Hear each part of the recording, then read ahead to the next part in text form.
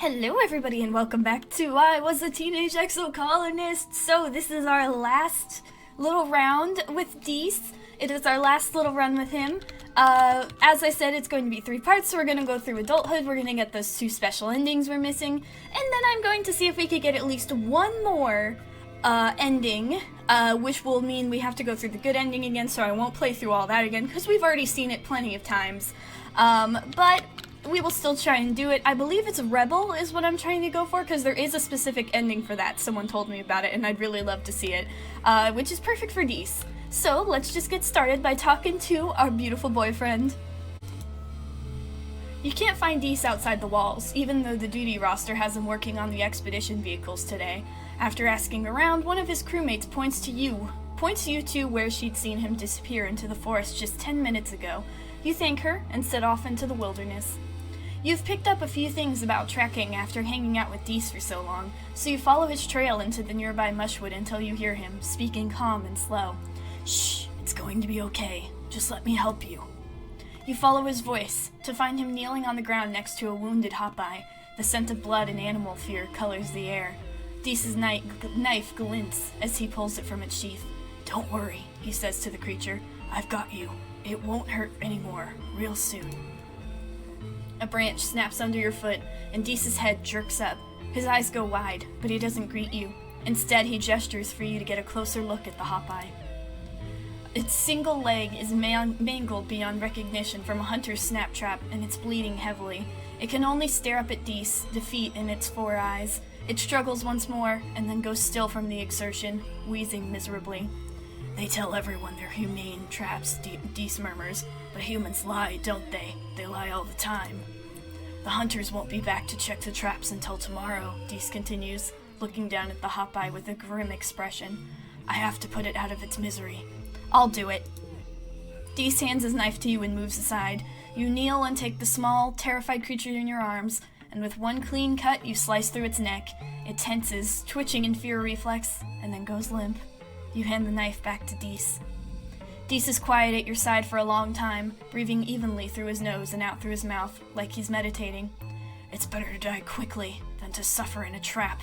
But there shouldn't have been a trap in the first place, he says eventually. He clicks his tongue against his teeth. It's pointless. It was going to die eventually, but not here. It's not natural.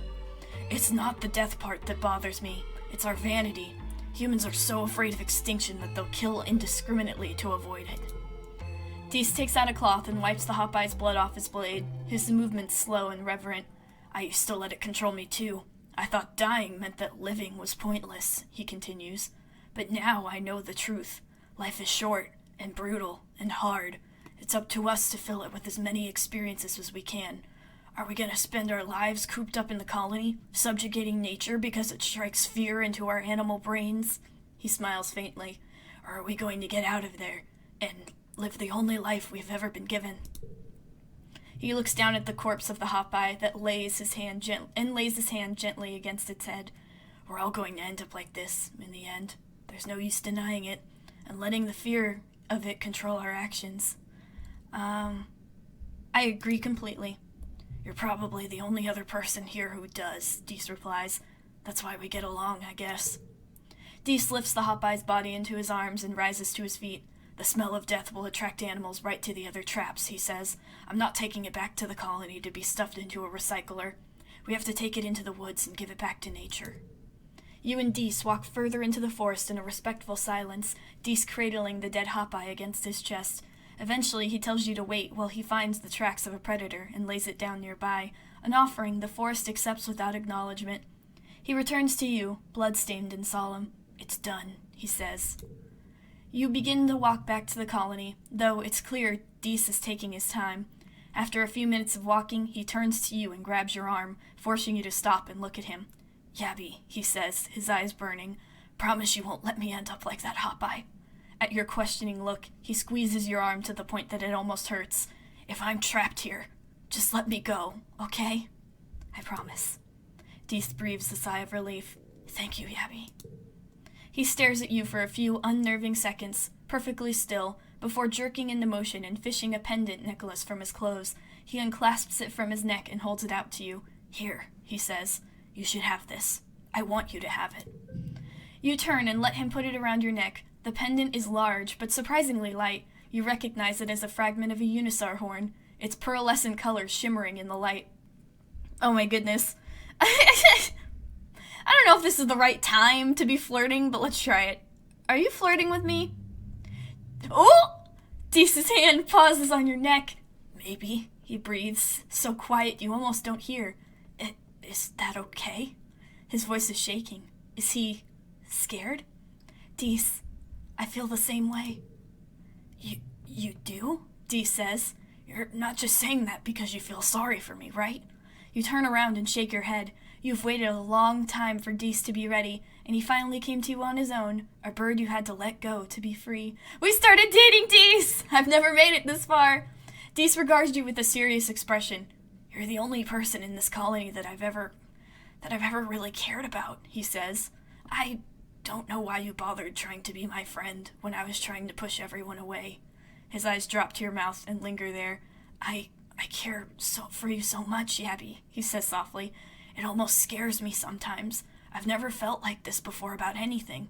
He cups your face and bends to kiss you, achingly sweet and slow. You can't imagine what I'd do to keep you safe. He steps away and looks down at the ground, suddenly evasive. Listen, I don't know how much longer I have left here, he says softly. I just want you to know that I want to spend the time I do have with you. Aww. I love you, Deese. Can we flirt with him? Oh, let's get out of here. I was just thinking the same thing, Deese says, giving you one of his rare smiles. He shows you a special spot. I know a place nearby, Deese says, his eyes crinkling mischievously. We don't need to take much. Just follow me. Deese leads you about a half hour into the wilderness, just far enough that the ever-present scent of smoke and manure fades away, and the forest opens up to reveal a small lake with perfectly clear jade-colored water and soft white sand. Deese kicks off his shoes and pulls a shirt over his head, revealing the well-hidden secret of his tanned skin and toned muscles. He shoots you a little smile. There's no one around for miles. It's just us. You rapidly divest yourself of clothing and dive into the clear pool, swimming out far enough that the only sound is the water gently lapping against your shoulders as Deese pulls you into a firm kiss. Your legs tangle together as you tread water, dipping below the waterline and coming up, sputtering, laughing, clinging together in your fantasy of being the only two people who matter on the whole planet. Aw, he deserves time like that, time to just be happy and be himself, away from all the hell that's going on in here. Not that I'm helping. If anything, I'm making it worse. Alright, I should probably go check on Sim and see if we can get to the swamp soon, because I need to get that last pet to get that achievement. Dang it! What? Why? Oh, I'm injured. That's right. Wait, why am I injured? What did I do? Probably something stupid. It's my 17th birthday. I guess I could. Dancing is for dweebs. Wait, can I just skip the whole thing?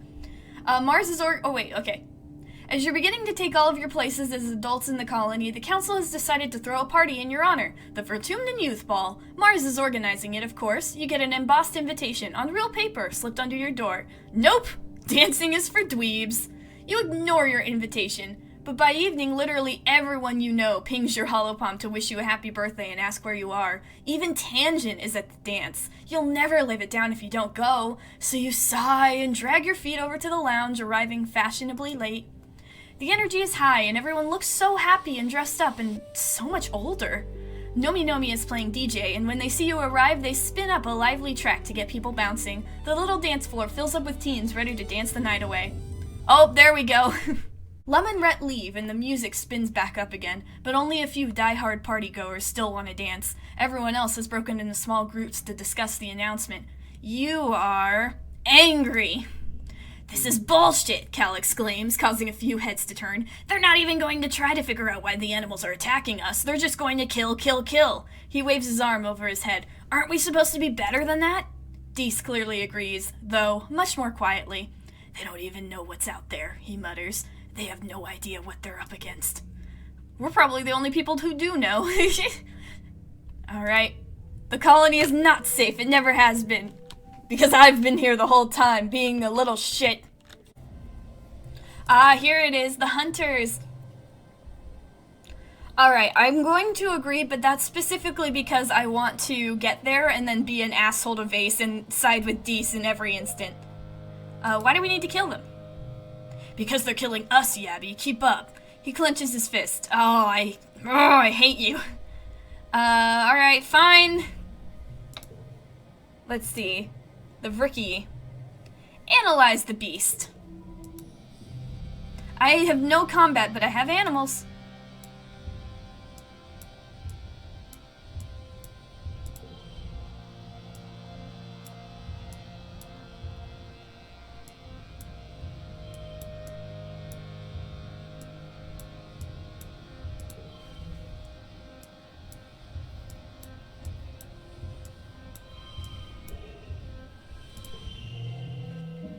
There we go.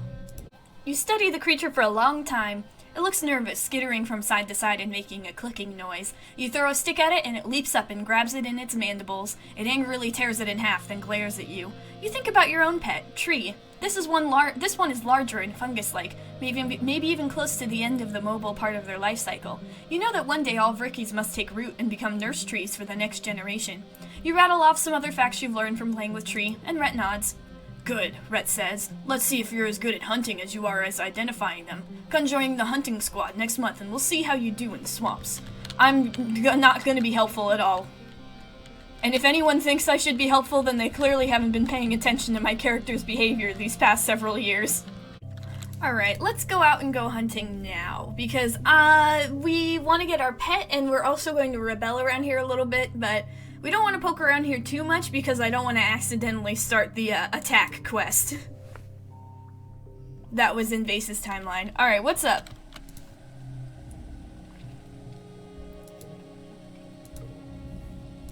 Oh yeah, Vase. I don't need Vase. The feeling's mutual, Vase mutters. Oh, hi, Noctilescent.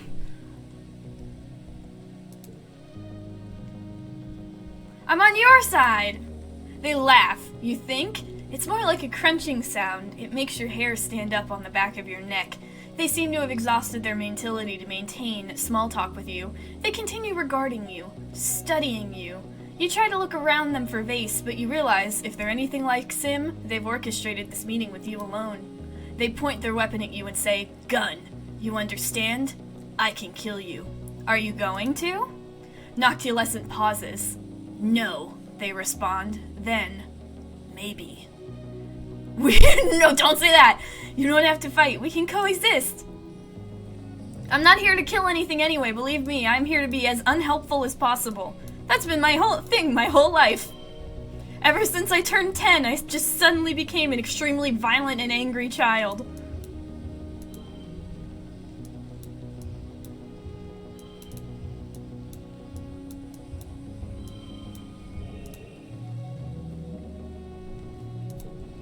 Something in the tone of your voice makes Noctilescent lower their weapon. How, they ask. Invasive species do not coexist with native ones. You counter their question with one of your own, just trying to keep them talking while you gain some control over the situation. They share that they've been watching the colony since you landed, like any gardeners. At first they tried to simply encouraging you to leave, and when that didn't work, they escalated to outright trying to kill you. The single organism is fragile, Noctilescent rasps. Many together are. Resilient. They narrow their eyes. Adaptable. Destructive. They gesture with the gun. The human hand is adaptable, they say, flexing a creepily human-looking hand, for gripping, like this weapon. But human technology, they continue disdainfully, looking at the flower-shaped barrel, which isn't all that different from the rifle slung over your shoulder. To you, everything is war. Eventually, Noctilescent's head jerks towards the forest, tracking the sound of Vase returning. They turn and disappear back into the trees, just in time for Vase to catch up.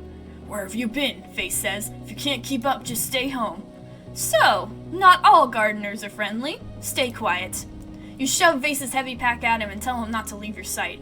"Aw, are you scared?" he teases. He doesn't even know what's out there. Exactly, it's just like Dee says, none of them do. Oh wait, it sent me back home! Dang it, now I gotta go out again. Aha! It's getting late, and you and Vase should be heading home soon. Then you spot it. There, on a plateau, half a click away, glittering in a beam of blue evening sunlight, a Unisar. You pull out your holoculars. This one has a particularly beautiful coloring, a pale bluish white. The last rays of sunlight shimmer through its rainbow mane as it paws the ground and sniffs the air. You're drawn to its terrible beauty. The question is, when did it last eat? Try to get closer. You will love me. We will be best friends.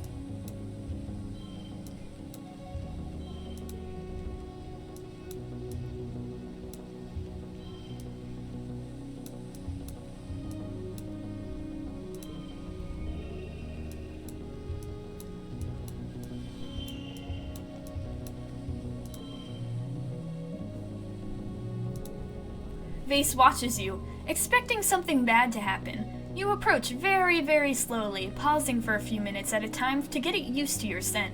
It takes you almost an hour to work your way up to the plateau, but when you do, the Unisar bows, seeming to accept you. What do? Capture it. This beautiful wild beast is far from tame, and you wonder if this is the right thing to do, but you know if it was Vase's choice, you would just kill it, and surely this is more merciful. You have a moment where you look into its eyes and see the intelligence, murderous intelligence, but it actually follows you down the slope without any trouble at all. You get the sense that it's chosen you, or at least it's curious enough about you to want to learn more about you. You radio Cal to let him know you're bringing home a new Unisar. A Unisar? He chuckles. No idea what we're gonna do with one of those, but we'll figure it out. It sure looks like it trusts you, he continues. Oh, we've got tending animals. Okay, I'm gonna go home. I just wanted my pet. Yes, there's my Unisar. I'm gonna ride it! The Unisar takes off at a run, ducking and weaving as it tries to throw you off. You get down low in the saddle and wrap your arms around its neck. The Unisar is an unusually intelligent animal. You can sense it trying to figure out how to throw you, or just make it too uncomfortable for you to hang on. It slams its body against the wall of a pen, trying to snap your legs. When that doesn't work, it tries rearing up on its hind legs or reaching back to scratch you with its hand-like paws. It tosses its head to try and gouge you with its horn. It's uncomfortable, but you're no stranger to discomfort, and you're not going to let this Unisar dominate you. You hang on until the Unisar stops fighting, its great sides heaving under your legs. You pat its scaly neck, and it tosses its head like it's sighing. You get the sense that you haven't really broken it, more that you've just convinced it you'll be less of a hassle if it just plays along. Success! Oh, there we go, there are 4 pets. Achievement unlocked. I'm gonna name you...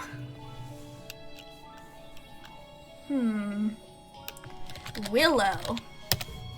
Okay, Willow it is! Look at my army of pets! I am powerful, I am a god! All my little ones! We have 4 children, and they are all animals, well except one of them's a robot. You leave the path and sneak through a strand of mush trees to one of the little sawmills dotting this area. It's a small but busy operation, 3 people feeding mush tree logs into some kind of machine, while a 4th one directs a 4-legged robot with a plasma saw mounted on the front. Lecture them about clear cutting. One of the loggers takes off her helmet and eye protection. Oh, it's Utopia. You're about to get a counter lecture. This colony needs to expand somewhere, she drawls. Clearing the land like this leaves more room for farming, and helps us see if anyone's coming out of the forest at us. Those are good points. But I don't like him!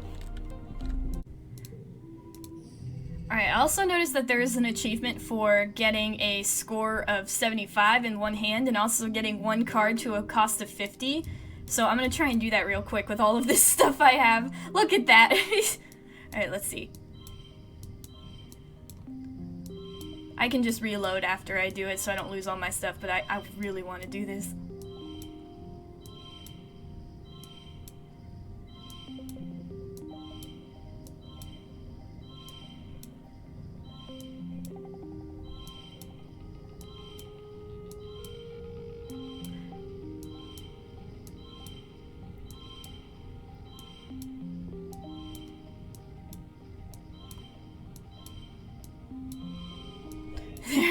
We keep going! Keep going! No, wait!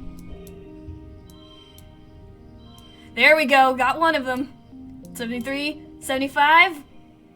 Did I get that achievement too? Did it pop up? I don't know how to get that one. Maybe it's like the other one is like... Hang on, let me see. That's on single hand, so maybe it has to be only one thing? In a single hand, okay. Maybe it's one of the ones inside.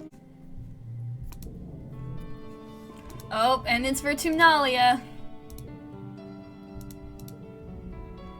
This is the last year the festival contest will be held, whatever.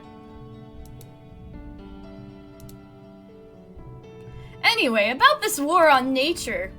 I think it's stupid, Cal says immediately. I know survival is important, but we don't have to kill things to survive here. Mars rolls her eyes. Duh, of course you'd think that, she mutters.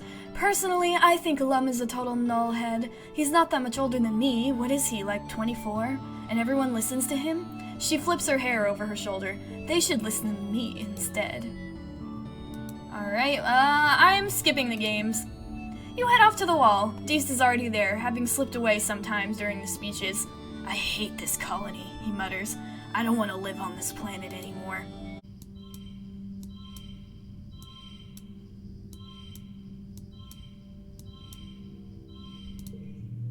Got it! Now to reload. I like my hoarding and I would like to keep it, please. Yeah, that's the secret to those two achievements. The get one card to 50 and get a high score of 75. Just hoard everything.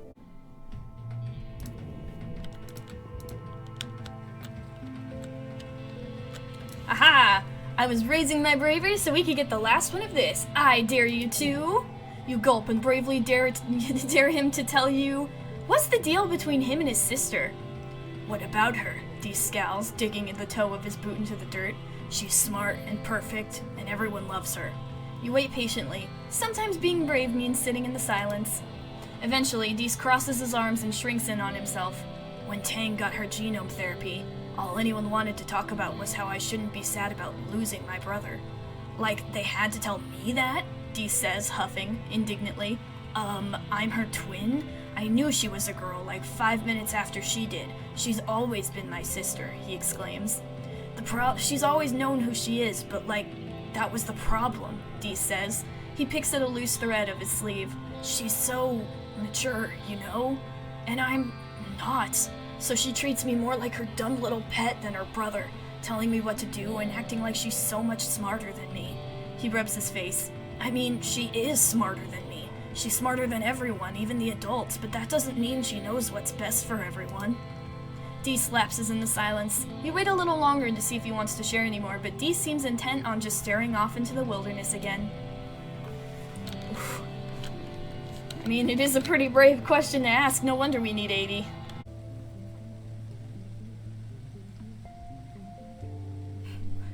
Dees is also relaxing on the wall. He greets you with a question. Hey, Abby. If you could push a button, and it would kill everyone on Earth, but the colony would survive forever, would you do it? What if it was the opposite, and you could push a button and we'd all die, but it would fix all the problems for everyone on Earth? You barely know how to answer. The question plagues you for a whole month. Whoa! Dees! I'm confuzzled, man! And now it's dark. And scary and dark. Alright, we're back. I am sheltering in my quarters. I am not being a part of this. And it is the siege.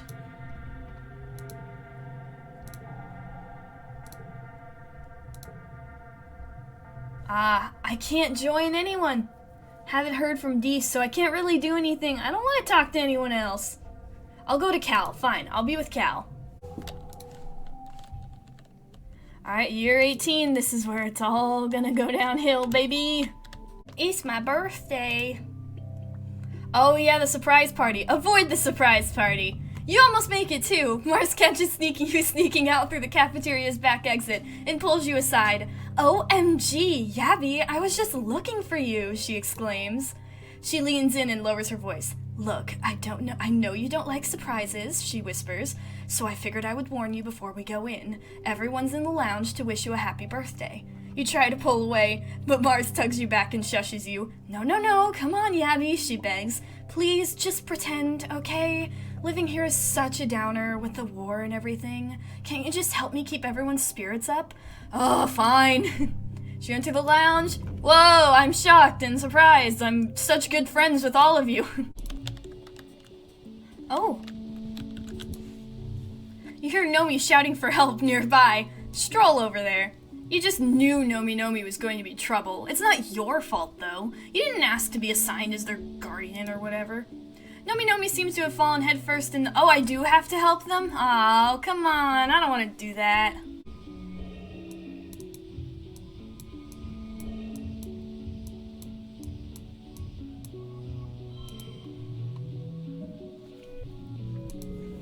You delicately slice the lyre flower at the underside of the base of its flower, which you guess is the creature's neck. Up close, it actually looks more reptilian than plant-like. Just a little nick, and the creature coughs and convulses. Nomi spills forth in a flood of disgusting juices. Ew, ew, ew, yuck, my outfit, stupid flower! Nomi stomps and shakes their fist at the flower, which lurches away on a fat, snake-like body. God, I hate having to deal with other people. God! Next time, I'll just let them die. Nature versus nurture. Ooh, you go for a hike. After checking your gear, you and Dys strike out from the colony in a seemingly random direction. It's hard to tell if it is random. Dys is as equally comfortable here as he feels out of place in the colony. He easily finds the hidden paths between trees worn down by generations of xenofauna. He guides you to a clearing in the wilderness featuring a large, flat-topped rock. Dys climbs up and extends his hand, pulling you up, and you spread out a blanket under the wide bowl of the sky. The sounds of the fungal forest swell and subside around you as you lie there together for a few hours, broken only by a handful of meandering, thoughtful conversations. Dys is a comforting presence by your side, and you feel utterly safe under his protection. Dys traces his thumb over your knuckles. I'm glad I get to share this with you, he says softly. Not many people get it, but you do. Aww. Cuddling over the beautiful sky with my boyfriend. Vertumnalia! This year, Governor Lum's ascension to the Vertumnalia stage is heralded by an entire military band. Their instruments shiny and nano-printed new. They march out of command in formation, splitting and forming a phalanx at the foot of the stage as Lum takes his place before you. Spotlights turn on with heavy ka-chunk noises, illuminating Lum in a halo of floating dust particles. He spreads his arms wide. Hello, Vertumnalia! His voice booms over the speakers. Are we winning or what? The reaction is mixed. You look around. It's easy to see the ones cheering the loudest are Helios and people who have fully adopted their mentality, like Anemone. The Stratos are more reserved, some even silent. Security Chief Red is one of them, his usual stony expression hiding its true feelings. Regardless, there's enough cheering that Lum has to wait for it to die down before he continues. We're killing it out there, people, he exclaims. Every day we claw a little more territory from the savage aliens of this planet. A potato pod arcs through the air and lands with a broken splort at Lum's feet, splattering him with juice. You don't see who threw it, but the faction from the Geophonics is looking restless. They begin to jeer and stomp their feet. Lum continues on, raising his fist. Those Xenos attacked us first, and now they're learning. Don't mess with humankind. The crowd is now evenly split between cheering and booing. The Stratos are agitated, and you hear calls for things to return to how they were, and how Lum and his soldiers are killing the planet. Even the council, lined up before the stage and facing the crowd, looks conflicted. This ain't how it is! Utopia turns and hollers at Lum. You don't even know what it's like out there! You just send folks out to die for your stupid war! Utopia hops on stage and routs her own hear-speak through the speakers. He's lying, she yells bitterly. This year we lost 2 surveyors in the swamp, Sorrel and Quinny. They'd be alive today if Lum hadn't sent them to clear out a manticore den for no good reason. She jams her fingers at the governor's chest. The only threat to our colony here is you. Lum's smile doesn't change, but his eyes go cold. He snatches Utopia's hand and calmly, slowly crushes her hollow palm crystal with his thumb. You can hear the crunch of bones of her hand before her feed cuts out. Utopia yelps as her knees buckle with the pain, her bravado gone. She holds her broken hand to her chest and is too shocked to resist when Lum shoves her off stage. The crowd is stunned into silence as well. Lum clears his throat and approaches the end of the stage, looming tall over the council.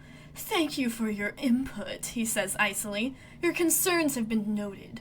This isn't the buffoon Lum presents on his daily holovlogs, or the nuisance he is when he visits a worksite. You see something in his eyes that you've only caught glimmers of before. Hatred. You Stratos are lucky we didn't crush you under our boots and take your colony by force, he sneers. Before we got here, this colony was doomed. You're only alive because I was merciful. Just a bunch of burned-out hippie fugitives. What was your plan for surviving out here? Wishful thinking? Singing songs and talking to animals? Laughter ripples through the Helios. You, he gestures to the council, then jerks his thumb at his chest, need us, not the other way around. I'm done pretending I need to listen to your opinions. If you want to live, you'll do what I say.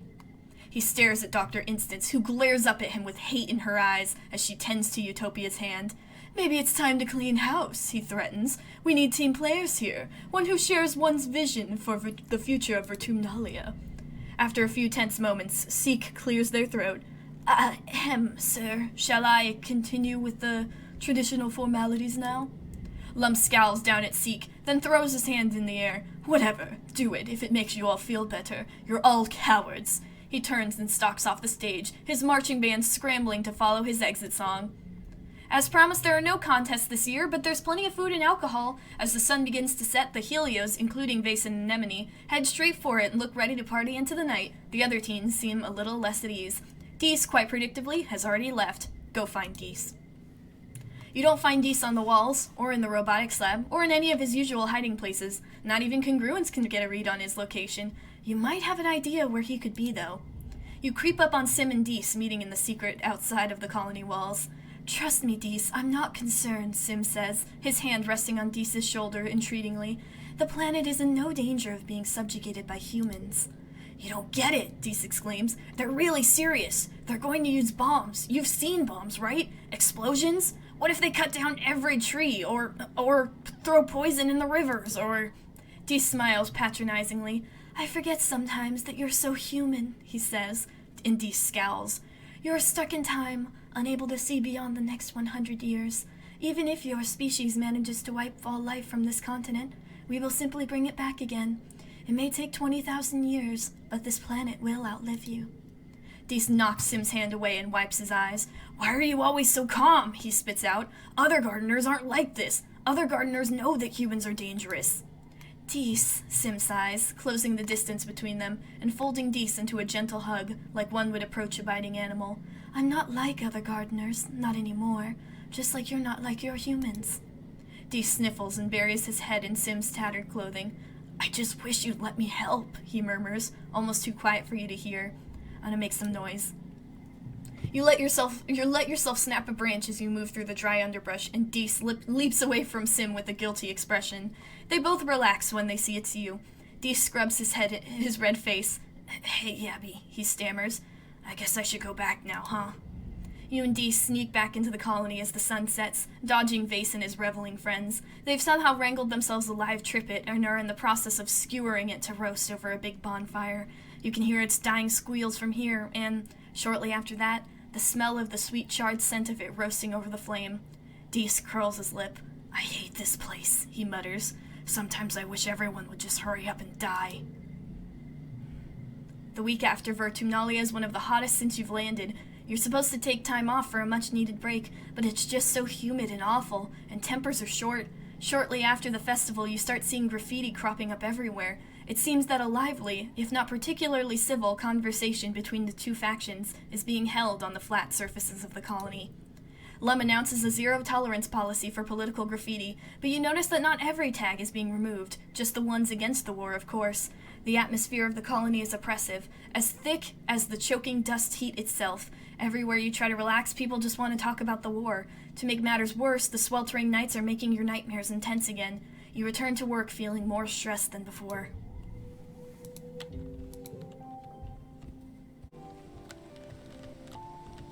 Oh, is this it? This evening, when Dys isn't in his quarters or his usual spot near the expedition vehicles, you have a sixth sense of where to find him. His old secret hideout, the big drainage pipe under the wall, where he still goes sometimes when he needs to escape and be alone. Sure enough, there he is at the entrance of the pipe, but something's wrong. He's fiddling with a package, furtively. His head jerks up as you approach, and he clutches it to his chest. You can barely believe your eyes, but you know a bomb when you see one. What are you doing? Dys stares at you for a few moments, weighing the truth. I'm leaving, he says eventually. Noculescent made me a deal. Sabotage the colony during the next attack, and they'll let me become a gardener. Don't get in my way, Gabby, Dys says. I don't want to have to hurt you. Set it off. Let's leave together. Dys opens his mouth like he was ready to argue, then catches up with what you said. Wait, what? He sputters. Right now? For serious? Okay. Wow. He stares off into the distance for a moment. Okay, he repeats. Wow. We should set it off in the living quarters. Dys's jaw drops. What? Yabby, we don't have to do that. Blowing the wall was enough. Fine. You and Dys both go to the living quarters, him to set the bomb, and you to pack your bag. You didn't expect to be running away from the colony forever when you woke up today, but you had a feeling it would always come to this.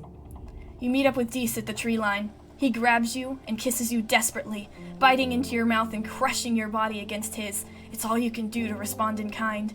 He breaks with a gasp. Ready? He asks. It's now or never. You turn and watch as Dys activates the detonator. There's a short lag, and then you see the explosions. A half-second later, the shockwave and the sound roar past you, enveloping you in heat. The mist of wet season evaporates immediately, replaced with the smell of ozone and burning. Dys holds you tightly as you watch the skeleton of the stratospheric finally crumble in on itself.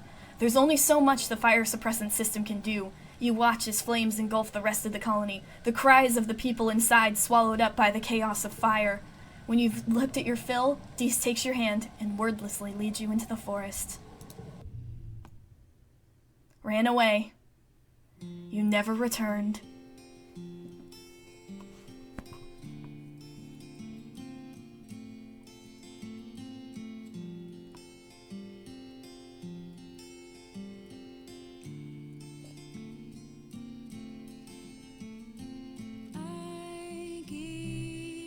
You believe the colony was destroyed after that night, but you never did come back to find out. As horrible as the act was, you tell yourself you were only speeding up the inevitable. Humans were not meant to be on this planet, and sooner or later the planet was going to fix that. You and Dys are together, and you're free. That's what matters. As promised, the gardeners have a procedure to absorb you, which you and Dys undergo together. It isn't what you were expecting. You don't really get to stay you. Instead, it's the beginning of a new life, as guardians of the planet itself. Over time, you forget you were ever even human. In the moment of your death... Oh, we're back here. Hello! Did you like what I did this time? I'm not going to stop you. Dys studies your face, looking for any sign that you're messing with him.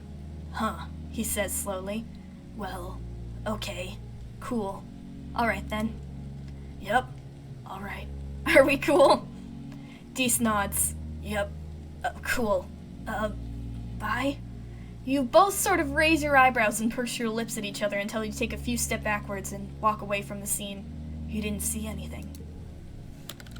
I saw nothing. I'm letting this happen. Alright, here it is. You're heading to bed when the sirens begin to wail, heralding the beginning of the yearly xenofauna attack. Outside your window, you see the soldiers begin to form up. This year, an enemy is heading her own squad. You see her red hair bobbing along with the others as she rushes to defend the walls. I'm waiting it out. I know what's coming. You close your windows and pull your covers over your head. Then you get a holocall notification from Mars. You join in and find Mars, Tangent, Cal, and Rex and Nomi already in the call. I can see everything happening from my bedroom window, Mars says. Nemi's got her own squad and everything. Wow, look at her go. Cal makes a noise of discomfort, but doesn't voice his opinion. Suddenly, your room is rocked by an immensely loud shockwave, then a wall of heat you can feel even through your closed windows. Keepsakes rattle around on your shelves, some falling to the floor and shattering. Your holochat explodes with alarmed chatter. What was that? Is everyone okay? There was an explosion, Mars exclaims. I can see it. Part of the wall is missing. There's monsters pouring in. Everyone starts talking in a panic. Tang's cool voice cuts in. The explosion came from inside, she says. Congruence made the trajectory and damage calculations. The walls blew outwards, and there's fire damage on the garrison wall. She's quiet for a few seconds, then... Dys? Are you in the call? Are you safe? There's no answer. You don't think he was caught outside, was he? Mars asks, but no one has an answer. You and your friends keep the call open and speculate on what's happening outside, supplemented by Mars's observations and Tangent's reading of Congruence's processes. Everyone in the call except Vase and an enemy who are defending the colony. And Dys, of course. He can't shake the dark feeling when you get when you think about him. If someone set the bomb outside the colony, near the garrison, you only know one person who could have done it. In the quiet following the battle, the colony comes out of hiding to gather in the courtyard, surveying the damage. Governor Lum is on a warpath. "I'll find who did it, and I'll have their goddamn head," he yells. "I want every single strato lined up and questioned. Those were our explosives. I want to know who set that goddamn bomb." You and everyone from the strato are hauled inside and questioned on your whereabouts prior to the attack. Everyone, that is, except Dys. He's nowhere to be found, dead or alive. I know where he is! And we have to find him.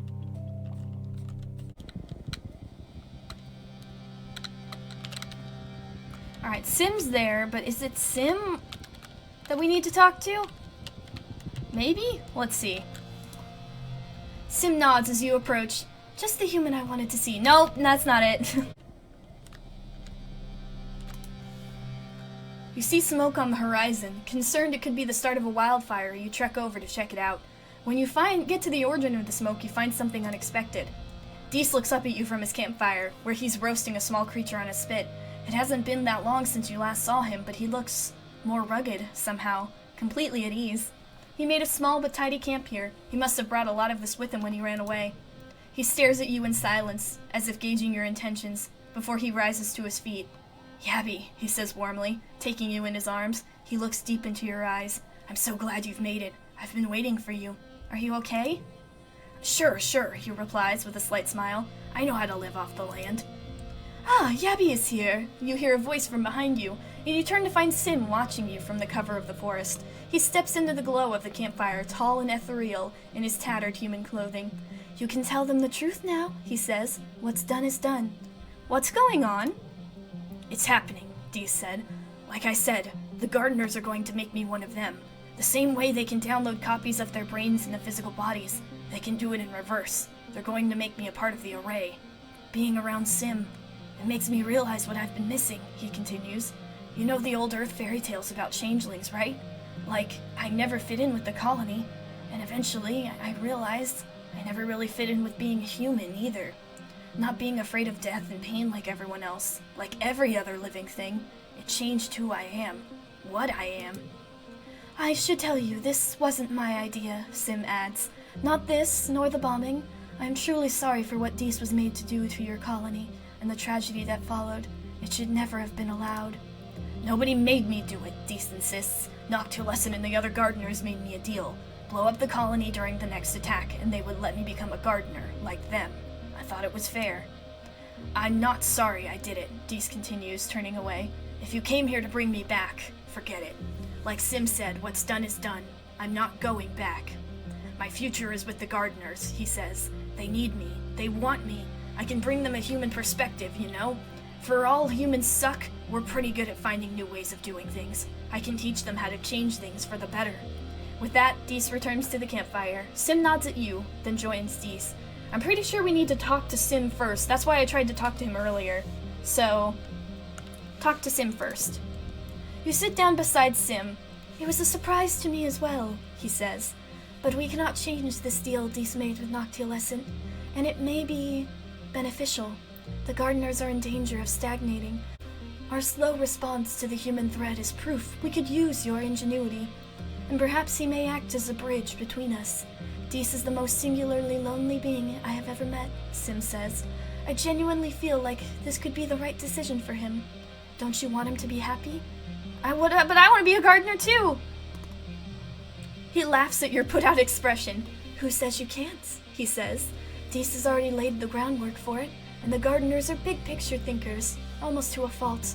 Most of them don't recognize your species as individuals, so they won't know the difference." His eyes seem to twinkle. "And as for Noctilescent, well, I have ways of handling them. They do owe me for messing with my humans. You have to be certain, though," he continues. "You will be different after you undergo metamorphosis. Things that seem important to you now will wither in your mind, making room for the consciousness of the planet and everything that lives here. You will see your friends, your family, your future, even the human species itself, for what they really are. Insignificant blimps. Insignificant blips in an indifferent universe. He smiles understandingly. Nothing will change, only your perception of it. You should take all the time you need to be sure. So, there's only one problem, Sim says. The process, hasn't been done in thousands of years. We're going to need some raw materials to repair the interface. Well, luckily for you, I'm a hoarder. Are you kidding me? Dee says. I've done everything you guys asked me to do, and now I gotta do more? Sim looks apologetic. Well, it is better I tell you this now, rather than having you find out mid-upload, when your body has already been processed into a liquefied slurry of proteins and waste matter, correct? Dees makes a face, and Sim continues, It is metamorphosis, little one. It's not pretty. Regardless, we need 3 convergent domain power sources, and 3 crystal clusters. Only then can the process begin. Power sources? Yes. Oh, he's telling me. Okay, I already got them. Sim looks surprised. Oh, well, isn't that convenient? And you just carry them around on your person? Yes. You nod, and Sim raises an eyebrow, but doesn't comment further. Then I can take you right now. This way, please. You, Dees, and Sim strike camp and head off into the brush, Sim in the lead. You walk for about a half hour, until Sim slips between the roots of some great tree and leads you down into one of the gardener's subterranean hideouts. It looks much the same as the Overseer's cave, complete with the glowing vat of mystery goo. Dees looks surprised by the dank, drippy environs. Sim only smiles. What did you expect, he says. Gleaming, sterile surfaces, blinding lights, terrifying medical equipment? He gestures to the pool of faintly bioluminescing liquid. We are an all-organic operation, I'm afraid. Shall we begin? We shall. Dee steps forward. I'm ready, he says. What do I do? Sim gestures to the pool. Simply submerge yourself in the gel and breathe normally. It is biocompatible with your respiratory system. Disrobing is not necessary. Your clothing will be liquefied along with your physical form. Dee steps forward, but Sim stops him with a hand on his chest. I must be certain you have given this full consideration before you pass the point of no return. Once you lie down in that pool, your life as an organic being will be over.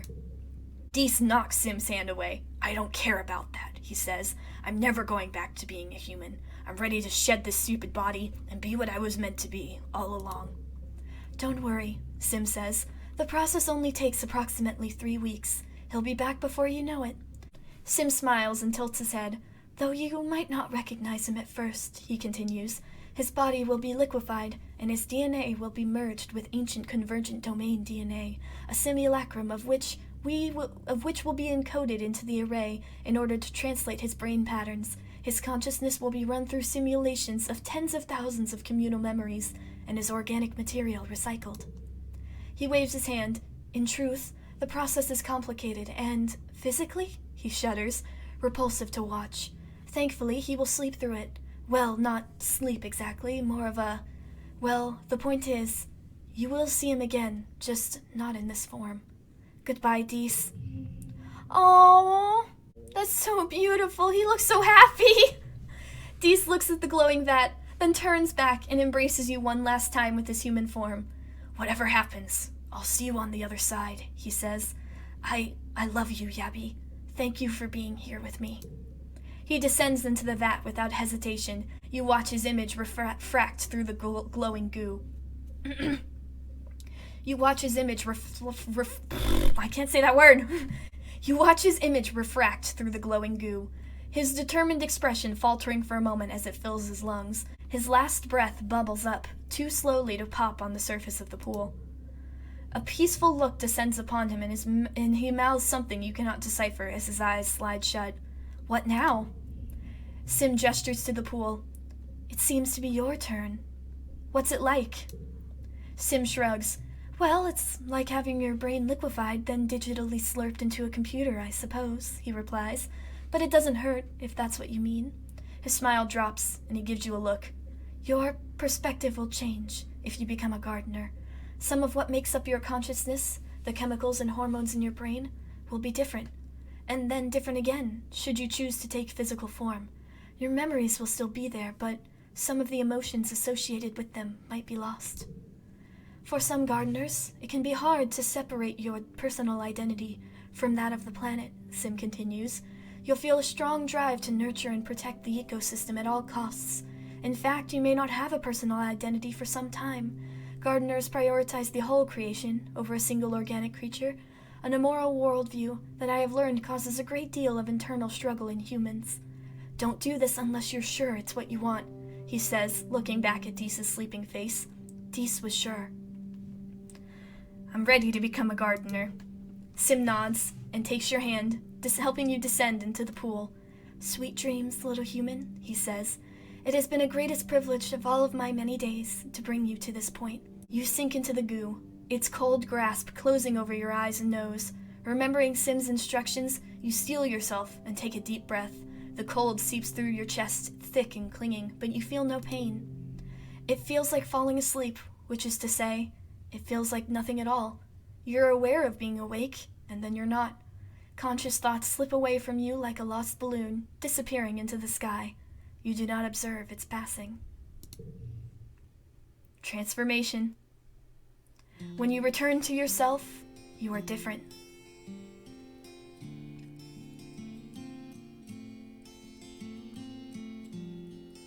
Join the gardeners.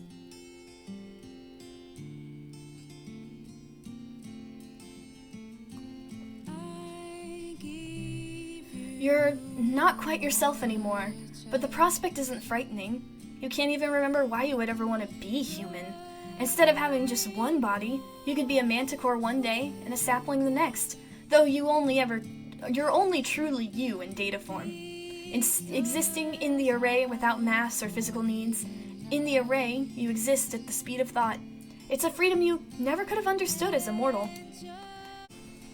You and Deese spend your first years together as a pair of mated unisars with strangely human eyes. You come to know him more intimately than you would have been able to know anyone, knowing him not as your mate, but as a comfortable extension of yourself.